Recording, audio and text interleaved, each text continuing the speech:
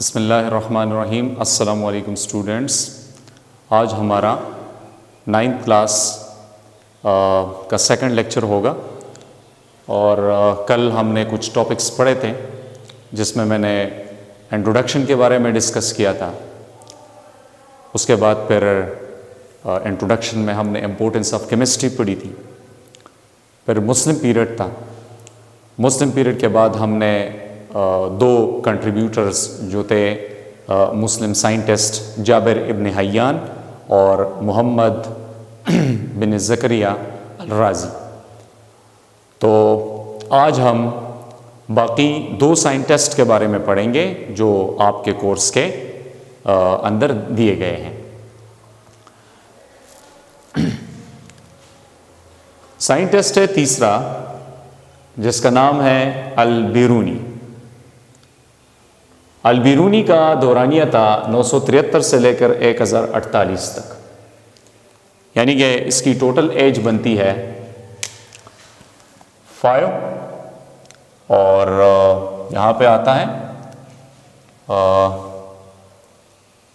یعنی کہ 4 سے ہم اگر کچھ اس طرح کرتے ہیں حساب میں تو ہم لوگ ٹوٹلی کیا ہے وہ فیل ہے 973 ہے، تو تقریباً آتا ہے 8 سے 3 5، اور یہ 9 14 سے 7 رہ جائے گا 75 سال کی عمر، یعنی کہ 75 سال اس کی ٹوٹل کیا تھی وہ ایج تھی۔ 75 سال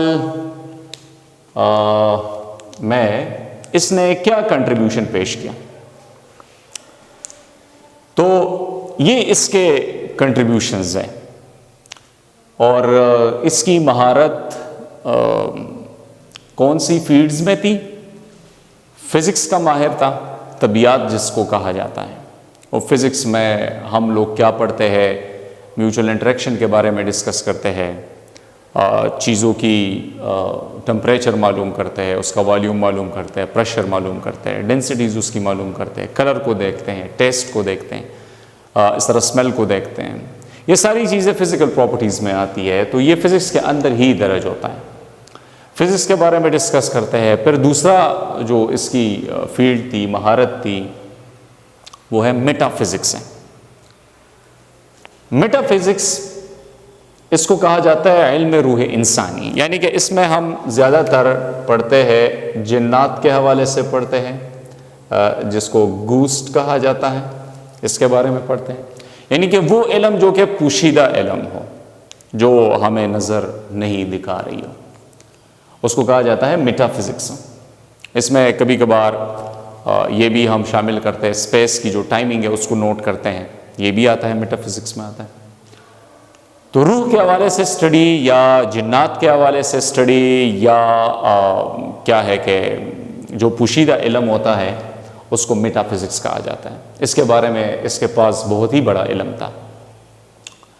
میتھمیٹکس میں اس کی بہت بڑی کیا تھی؟ مہارت تھی۔ جیوگرافی جغرافیہ کو کہا جاتا ہے، یعنی کہ علم عرض، زمین کی اسٹڈی یا علم کو کہتے ہیں جیوگرافی، جس میں زمین کے خد و خال بیان کیے جاتے ہیں، لینڈ فارمز جو ہوتے ہیں، زمینی نقشے جو جس طرح بنتے ہیں، اور یہ بہت سی چیزیں اس فیلڈ میں آتی ہے۔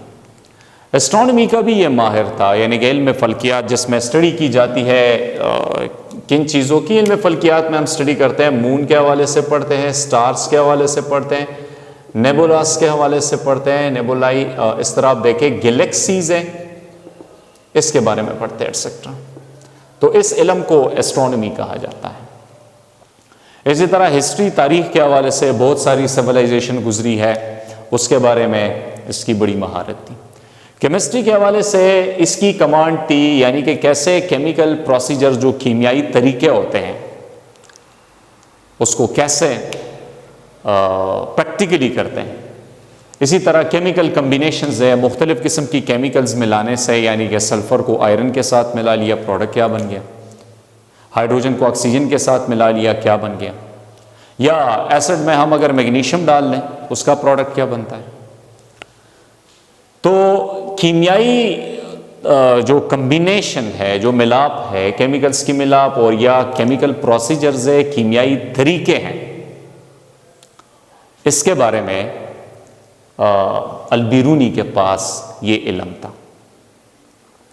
لیکن اس کی سب سے بڑی کامیابی اچیومنٹس کیا ہے کہ اس نے مختلف چیزوں کی ڈینسٹیز معلوم کی ہے. ڈینسٹی کے بارے میں آپ لوگ جانتے ہیں, یعنی کہ ڈینسٹی کو اردو میں کثافت کہا جاتا ہے. کثافت کہتا ہے گھنا پن کو کہتا ہے, گاڑھا پن کو کہتا ہے, کثیر تعداد کو کہا جاتا ہے. آپ لوگ ڈیفینیشن کچھ اس طرح کرتے ہیں کہ mass per unit volume that is called density. لیکن ڈینسٹی اوریجنل میں کیا چیز ہے, اصل میں کیا ہے, کسی بھی میٹر کے اندر کمپیکٹنس کو کہا جاتا ہے. کسے کہتے ہیں؟ کمپیکٹنس. یعنی کہ ڈینسٹی کیا ہے؟ یہ ہے کمپیکٹنس آف پارٹیکلز ان میٹر ہے. یعنی کہ میٹر کے اندر کیا ہوتا ہے؟ پریسنگ پارٹیکلز کی کمپیکٹنس وہ ہوتی ہے. تو کمپیکٹنس کہتے ہیں گھنا پن کو یا پارٹیکلز کی کلوزلی پیکنگ کو کہا جاتا ہے. مختلف چیزوں کی ڈینسٹیز اس نے معلوم کی.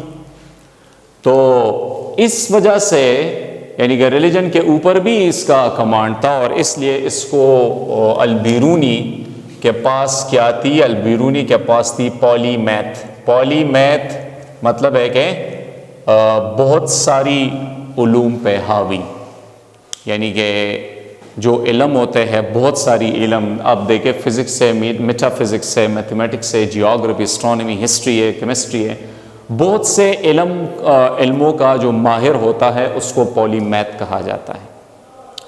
سو یہ بھی پری ایمیننٹ اسکالر تھے, فلسفہ دان تھے, اور اس کی بڑی اچیومنٹس کیمسٹری کے اندر آئی ہے, اور اس لیے تاریخ نے اس کا نام کتابوں میں منشن کیا ہے.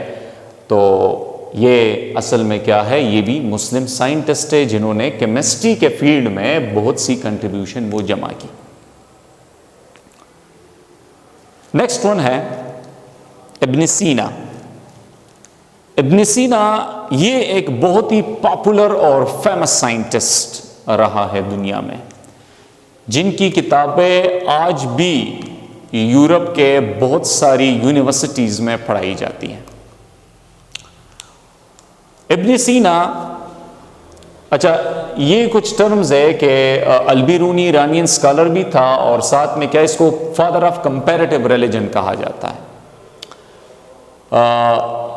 کمپیریٹیو ریلیجن کہتا ہے کہ اگر کمپیریزن کرے مذاہب کا, تو ان کے پاس مذہب کے حوالے سے ایک کثیر تعداد میں علم تھی. تو اس کو فادر آف کمپیریٹیو ریلیجن کہا جاتا ہے. ابن سینا اس کا دورانیہ ہے 980 سے لے کر 1037 تک. تو پھر سے میتھس کی طرف آتے ہیں, یعنی کہ 1037 سے اگر ہم 980 کو مائنس کریں تو اس کی ٹوٹل جو ایج بنتی ہے 7, اور یہ آ گیا 13 سے اگر 8 کو ہم مائنس کریں تو یہ 5 آ جائے گا. تقریباً 57 سال کی ایج, 57 سال, 57 ایئرس کی ایج میں یہ فوت ہوئے. ابن سینا کا انگلش میں کیا ہے, وہ ایویسینا بھی کہا جاتا ہے, ایویسینا. اور دنیا میں اس کو ارسطاٹل آف دا مسلم ورلڈ بھی کہتے ہیں. ارسطاٹل اردو میں اس کو ارسطو کہا جاتا ہے. ارسطو یہ تھا ایک بہت ہی پری ایمیننٹ اسکالر تھا, ایک بہت ہی افضل, اعلیٰ, بہترین, قابل دنیا میں ایک اسکالر گزرا ہے جس کا تعلق تھا گریک سے تھا. اور یہ ارسطو, جس کو انگلش میں ارسطاٹل کہا جاتا ہے, اس کو اردو میں کہتے ہیں ارسطو. ارسطو یہ گریک کا ایک سب سے مطلب پری ایمیننٹ یعنی کہ مشہور یا افضل یا اعلیٰ بہترین قسم کا کیا تھا, وہ تھا فلاسفر تھا. فلاسفر کے بارے میں بھی ڈسکس کرتے ہیں کہ یہ فلاسفر کون ہوتے ہیں, اور اس کو مسلم دنیا کا ارسطو سمجھا جاتا ہے یا مانا جاتا ہے۔ اور یہ فلاسفر ابن سینا، اس کے پاس بہت بڑی علم تھی میڈیسن کے حوالے سے، اس کو سرجن بھی کہا جاتا ہے، فزیشین تھا، great surgeon and physician and polymath. Polymath کا نام ابھی میں نے ڈسکس کیا کہ پولی میتھ کسے کہتے ہیں؟ پولی میتھ کہا جاتا ہے بہت سے علوم پہ حاوی، بہت سے علوم پر حاوی، یعنی کہ بہت سے علم رکھنے والوں میں سے تھا۔ اس کی کنٹریبیوشن تھی ان دا فیلڈ آف میڈیسنس کے حوالے سے تھی۔ طب کے میدان میں اس کی بڑی کنٹریبیوشن ہے، بڑا حصہ ہے، اور طب کے حوالے سے اس نے بہت ہی فیمس کتابیں بھی لکھی ہے جو کہ آج بھی یورپ میں پڑھائی جاتی ہے۔ اسی طرح میتھمیٹکس کا بھی یہ ماہر تھا، ایسٹرونومی جو میں نے ابھی ڈسکس کیا کہ علم فلکیات، ابھی یہ میں نے ڈسکس کیا ہے، اس کے حوالے سے اس کے پاس بہت بڑی علم تھی۔ میڈیسنل کیمسٹری، یہ بات نوٹ کرنی ہے کہ فارمیسی کا ٹاپک تو بہت سی کتابوں میں وہ آتا ہے۔ فارمیسی، فارما کہا جاتا ہے ڈرگس کو کہتے ہیں، یعنی کہ میڈیسن کی اسٹڈی کو فارمیسی کہا جاتا ہے۔ تو یہ فارمیسی کو دو کلاسز میں ڈیوائڈ کیا جاتا ہے، ایک کو کہتا ہے میڈیسنل کیمسٹری اور ایک کو کہا جاتا ہے فارماسیوٹیکل کیمسٹری۔ تو میڈیسنل کیمسٹری میں ہم میڈیسن، دوائیوں کے حوالے سے اس کی کیمیا پڑھتے ہیں، اور فارماسیوٹیکل، فارما ڈرگس کو کہا جاتا ہے، ڈرگس بھی میڈیسنز ہی ہوتے ہیں۔ تو فارمیسی کی برانچ میں میڈیسنل کیمسٹری اور فارماسیوٹیکل کیمسٹری آتی ہے۔ اس کے بعد فلسفی کے حوالے سے، یعنی کہ فلسفے کے حوالے سے اس کے پاس بڑی علم تھی، اور فلسفی کسے کہتے ہیں؟ اسے study of knowledge, reality and existence, یعنی کہ وہ انسان جس کے پاس علم ہوتا ہے کسی چیز کی ریئلٹی، حقیقت کے بارے میں اور اس کی موجودگی کے بارے میں۔ تو یہ فلسفی بھی ایک تعلیمی کیا ہے، وہ ایکیڈمک ڈسپلن ہوتا ہے۔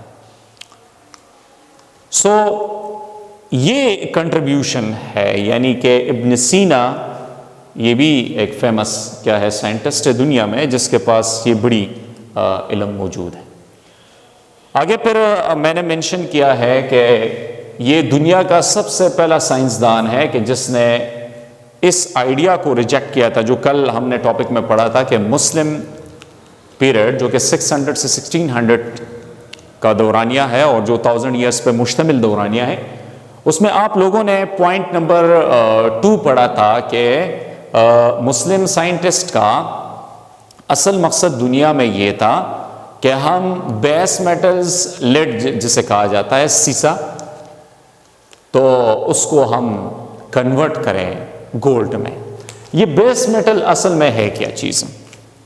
بیس میٹلز میں نے یہاں پر اس کی تھوڑی سی ڈیٹیل میں نے لکھی ہے کہ بیس میٹل کہتے ہیں یہ ایسے کامن میٹل ہوتے ہیں جو کہ ہمیں آسانی کے ساتھ ملتی ہے، جو کہ پریشس نہ ہو، قیمتی میٹل نہ ہو، جس میں آتا ہے کاپر ہے، زنک وغیرہ وغیرہ۔ تو ان ایلیمنٹس کو، ان میٹلز کو گولڈ میں کنورٹ کرنے کا جو خیال تھا مسلم سائنٹسٹ کا، تو یہ پہلا سائنسدان تھا جس نے اس کنسپٹ کو ریجیکٹ کیا تھا کہ یہ پاسبل نہیں ہے۔ اچھا، اس کے بعد اس نے بہت ساری کتابیں بھی لکھی، یعنی کہ 100 سے زیادہ کتابوں کا یہ مصنف تھا، اور جس کو آج بھی یورپ کی مختلف یونیورسٹیز میں پڑھایا جاتا ہے۔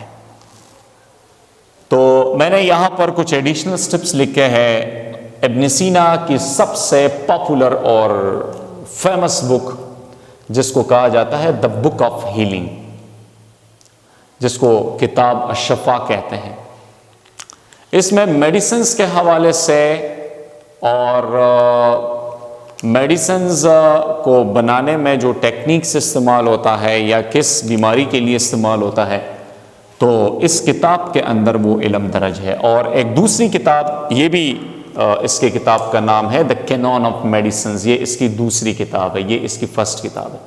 یہ بھی یعنی کہ کینون کہتا ہے, ایک تو توپ کو کہا جاتا ہے, لیکن ایک کینون ہوتا ہے پرنسپل کو, اصول کو کہتا ہے, یعنی کہ میڈیسنز کے جو اصول ہوتے ہیں وہ پڑھائے جاتے ہیں.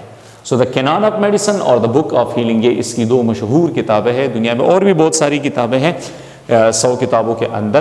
تو آج آپ لوگوں نے آپ سٹوڈنٹس نے 2 ٹاپکس کے بارے میں پڑھا, ابن سینا اور البیرونی کے متعلق. تو آپ دیکھیں کہ 57 ایئرز میں اس کے پاس اتنی مہارت تھی, اسی لیے اس کو پولی میتھ کہا جاتا ہے, یعنی کہ بہت سے علوم پہ حاوی. سو یہ پری ایمیننٹ اسکالر تھے, یہ افضل اسکالر تھے جنہوں نے بہت سی کنٹریبیوشن حصہ داری کی in the field of medicine, in the field of history, in the field of astronomy. اگر ہم اس کو اپنے ذمے لے لیں تو آج کل ہم سوشل میڈیا پہ بہت ہی زیادہ وقت وہ ضائع کرتے ہیں, اصل مقصد کی طرف نہیں آتے. کہ دیکھیں اللہ نے جو علم دیا ہے, ہم ان علموں کو مطلب ہے ان علوم کو ہم کیوں نہ دنیا میں ہیومینٹی کے لیے, انسانیت کے لیے استعمال کرے اور پوری انسانیت کو بہت سی بیماریوں سے, بہت سی تکالیف سے بچایا جا سکتا ہے. تو آج کے لیے یہ 2 ٹاپکس کافی ہیں, اور انشاءاللہ میں امید رکھتا ہوں کہ آج آپ کو اس کلاس کا بہت مزہ آیا ہوگا, کیونکہ کل جو لیکچر میں نے پیش کیا تھا اس میں تھوڑی سی سپیڈ میری زیادہ تھی, اسی لیے میری جو آج سپیڈ ہے وہ بھی میں نے کم کرا دی ہے. اور آگے سے پھر دیکھیں گے کہ فردر انشاءاللہ اللہ نے ہمارے لیے کیا وہ بنایا ہے. سو آج کے لیے یہ کافی ہے, کل انشاءاللہ نئی ٹاپک کے ساتھ حاضر ہوں گے. تب تک کے لیے اجازت, اللہ حافظ.